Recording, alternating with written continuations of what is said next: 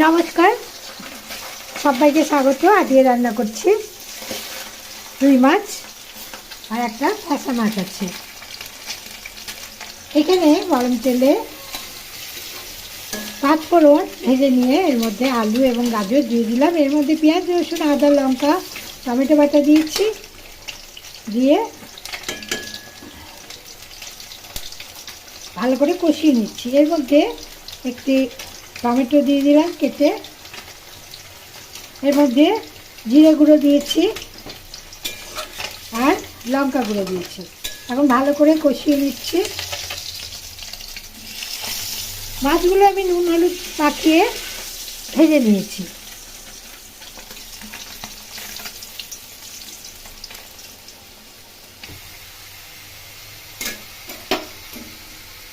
মাছ ভাজার তেল একটু দিলাম। এখন ভালো করে কষাবো, অল্প জল দিয়ে দিয়ে কষাবো। এর মধ্যে জল দিয়ে দিলাম।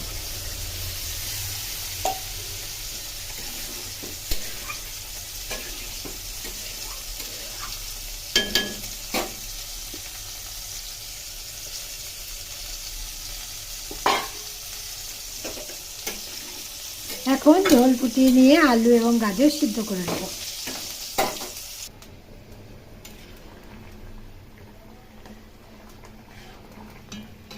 আলু গাজর সিদ্ধ হয়ে গেছে। এর মধ্যে কয়েকটি কাঁচা লঙ্কা দিয়ে দিলাম ও ভাজা মাছ দিয়ে দিলাম।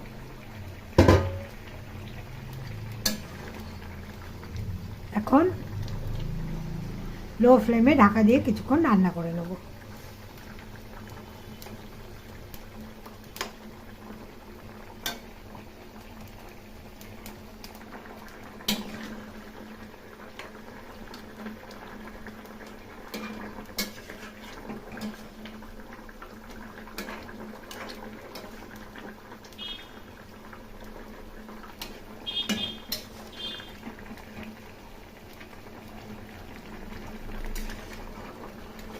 মাছের ঝোল হয়ে গেছে। এখন গ্যাসের ফ্লেম বন্ধ করে দেবো। আজকের রেসিপি এই পর্যন্তই। ভালো লাগলে লাইক, শেয়ার, কমেন্ট করবেন এবং চ্যানেলটি সাবস্ক্রাইব করার অনুরোধ রইল। আপনারা গাজর আলু দিয়ে অল্প মশলায় অল্প তেলে এইভাবে মাছ রান্না করে দেখবেন, খেতে বেশ ভালো লাগবে।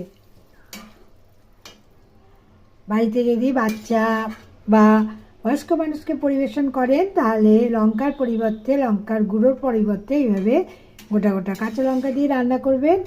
পুষ্টিগুণও বজায় থাকবে, স্বাস্থ্যের পক্ষে